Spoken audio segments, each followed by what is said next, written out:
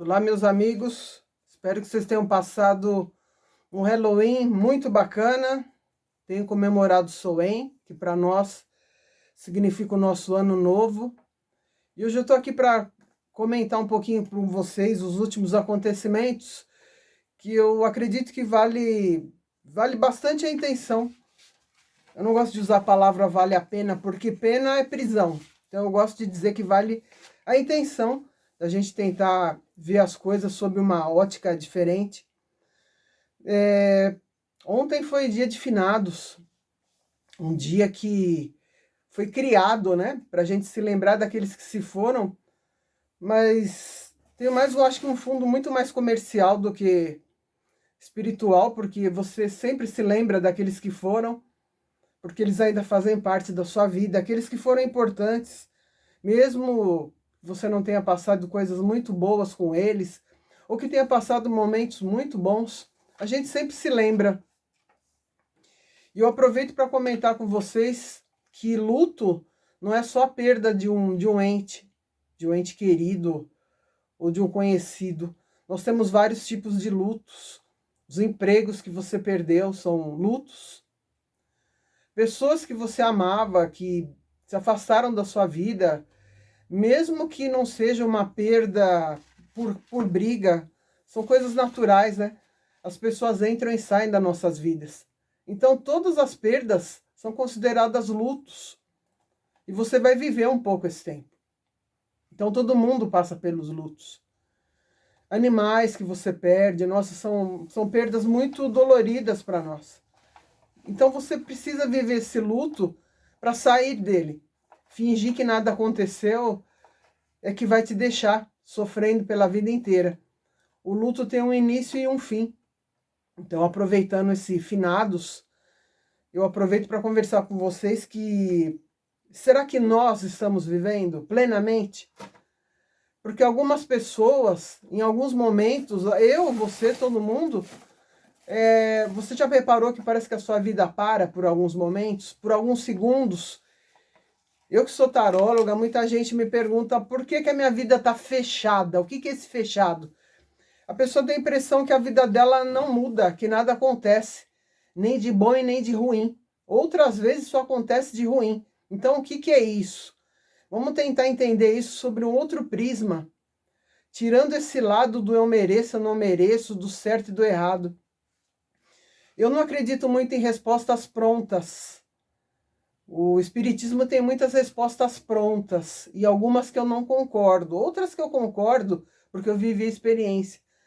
Então, o que é legal é você ver se aquela resposta se adequa para a sua pergunta. E nem sempre nós temos essas respostas. Eu não sou a pessoa que vou saber todos os motivos, e eu acho que ninguém sabe. Mas eu aceito a minha limitação. Pior ainda é a pessoa que, além de não saber, decora respostas, joga para as pessoas e quer que todo mundo aceite aquilo como uma verdade. Uma verdade que talvez seja interessante só para quem está dizendo, mas não para quem está recebendo. Então eu tenho muito cuidado com isso. A única pessoa que sabe o tamanho da dor que está passando é a pessoa que está passando, é você, sou eu. Então eu já tive momentos muito difíceis, por exemplo, de doença, eu já até comentei aqui, em que uma pessoa chegou e falou para mim, mas tenha vergonha, saia dessa. Eu falei, meu Deus, eu tenho que ter vergonha de quê? Eu estou doente. Eu não tenho um controle disso, eu não tinha menos eu tinha antes. Agora que eu aprendi muita coisa, que eu estou estudando, talvez eu tenha um controle melhor. Mas você ouvir a pessoa te falar, você falar que você tem uma doença, e a pessoa falar, cria vergonha e sai dessa, eu acho tão horrível isso, tão pesado. E eu ouvi de um tarólogo isso, desses famosos. Se eu fosse falar para a pessoa, ela me diria, eu te disse isso, eu não me lembro. Com certeza a pessoa não se lembra, mas eu me lembro. Então você que é tarólogo, você tem que ter um cuidado especial. Pessoas não são coisas. Semana passada a gente teve uma tragédia no Rio de Janeiro. E eu vejo que tem pessoas que estão comemorando, tem pessoas que não estão. Eu tento me colocar no lugar dos dois lados. Tanto do bandido quanto do policial, para tentar ficar em paz com a minha mente. O não, os especialistas dizem, e eu aprendi isso, uma das primeiras coisas que eu aprendi em programação neurolinguística, não é uma palavra que o teu cérebro não entende. E talvez o cérebro tenha muita razão de não entender, porque as coisas sempre continuam. Quando eu lembro de alguma situação, eu vivo ela, eu sinto ela. Então a situação está viva dentro de mim. Para o cérebro, tudo que você pensa acaba numa programação. E quando ela está em desuso, quando ela não é mais útil, ela fica arquivada, mas não morta. Se você precisar daquilo novamente, ele vai ressurgir. Eu me lembro que tinha um lugar que eu trabalhava em que eu me sentia muito mal ali. Havia uma opressão no ambiente, era um ambiente muito pesado. E eu tinha alguns problemas digestivos na época que eu não associei a esse lugar. Eu saí, graças a Deus eu saí de lá. E um tempo depois eu tive que visitar esse lugar para fazer alguma coisa que não tinha nada a ver com doença. Fui dar um curso lá, alguma coisa do gênero. Eu lembro que quando eu comecei a subir a rampa que dava para o estacionamento desse lugar, eu comecei a sentir no meu corpo aquilo que eu sentia na época em que eu trabalhava lá. Para vocês verem como são vivas essas programações. E essas programações podem estar te bloqueando, é isso que trava a sua vida, fazendo com que ela não ande. Então não existe magia para mudar isso. Você tem que mudar, ressignificar o que aconteceu com você. Não é tudo magia, gente. É matéria e espírito. Uma coisa não muda sem mudar a outra. E uma coisa influencia a outra. Vou dar um exemplo para vocês. Nessa de julgar o certo e o errado, eu sei que no Rio de Janeiro as pessoas estão bastante oprimidas. E eu não tiro a razão delas de estarem comemorando aqueles que a gente acredita que se foram e que foram na maioria bandidos. Mas policiais também foram. E a gente sabe que tem bandido dos dois lados. Não estou julgando, eu nem conheço nada. Não estou julgando. O que eu quero é passar para vocês um novo tipo de percepção. Então eu vou falar para vocês uma coisa real que aconteceu. Eu trabalhava numa repartição pública, falei para vocês, eu sou arquiteta, e eu atendi um rapaz, o senhor já tinha uma certa, ele era de meia idade, não era velho não. E eu atendi ele muitas vezes, a gente acabou até pegando uma amizade. E durante alguns anos eu atendi, ele só vinha falar comigo.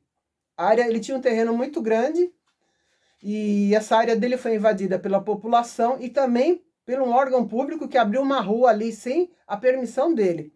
Então a gente conversava muito, eu tentava ajudar ele nos processos que ele tinha. Eu conversei com esse rapaz, foi acho que numa quarta-feira. Quando foi na outra semana, passaram acho que umas 2 semanas, eu soube bem depois, eu soube que ele havia falecido. E eu tomei um susto.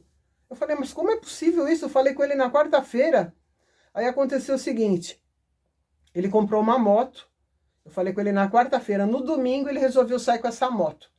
Era uma moto nova, era uma moto possante.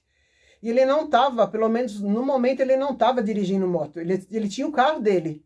Então a moto era nova e parece que ele não sabia, pelo menos foi o que me passaram, ele não sabia muito bem dirigir direito essa moto. Só sei que a moto deu problema, a moto começou a morrer na estrada, numa rodovia, e já era noite. E ele resolveu parar para ver o que estava acontecendo com a moto. Nisso que ele parou, não deu nem tempo dele sinalizar. Veio um carro atrás, atropelou ele, derrubou a moto e a cabeça dele. Eu sei que é triste e é horrível de falar, mas ele realmente perdeu a cabeça. Aí eu pergunto para vocês, de quem que é a culpa disso? Será mesmo que a gente só morre quando tem que morrer? Todo mundo fala isso, não, morreu porque tinha que morrer, mas será que é verdade isso?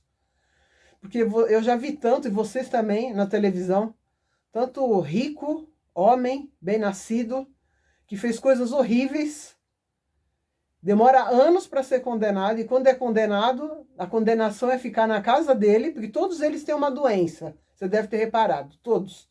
Todos eles têm uma doença, na hora que eles são condenados, o advogado dele entra com recursos, ele vai ficar na casa dele, na mansão dele, trancado na linda mansão dele, como se ele tivesse preso. Então, será que realmente isso é algum tipo de condenação? Se fosse nos Estados Unidos, todo, não importando se é rico ou pobre, ele estaria na cadeia. E não teria nada para abreviar essa prisão dele, mas aqui é diferente. Então, ó, você vai ver, daqui a uns tempos, mais um que é muito famoso aí, que já está inventando uma doença a mais, ele vai ficar preso na casa dele. Nós vemos isso o tempo inteiro. Da mesma forma, nós vemos pessoas perdendo a vida e a gente não sabe se de fato era o momento delas perderem essa vida. Quer dizer, a vida a gente não perde, né? A gente perde o corpo em que a gente exerce essa vida. Foi como esse caso que eu contei para vocês. O rapaz que perdeu a vida, ele não teve tempo sequer de chegar de tirar a moto do meio da rodovia. E o outro atropelou porque não viu. De quem é a culpa? Eu não sei de quem é a culpa. Mas eu rezo para os dois. Faço votos que os dois tenham paz, porque aquele que atropelou deve ter tido uma vida horrível depois disso. Porque não teve nenhum tipo de culpa, na minha visão. Ele não enxergou o outro ali. E o outro não teve tempo de sinalizar.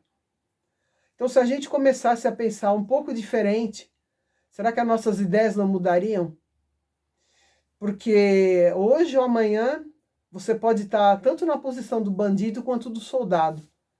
Então, eu espero que vocês tenham um pouco de paz na vida de vocês, que o Rio de Janeiro alcance a paz, que vocês façam melhores escolhas dos políticos, se é que nós temos alguma escolha, que o nosso país acho que nunca teve tão ruim a política quanto está hoje.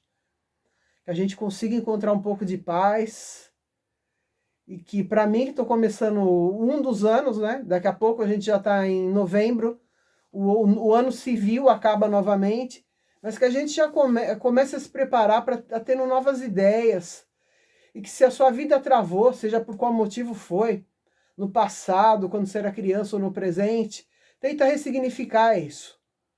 Tenta tirar a palavra culpa, porque culpa é uma coisa que alimenta religiões, mas não a espiritualidade. Na espiritualidade nós temos compromissos, nós temos coisas que a gente deveria fazer, que talvez não tenhamos conseguido. Culpa é aquilo que eu faço e que resulta em uma coisa ruim, em que eu faço de propósito. A maioria de nós não erra de propósito.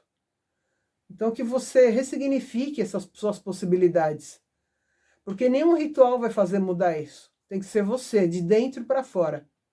Que você fique em paz, que você tenha uma semana bacana, bonita e abençoada.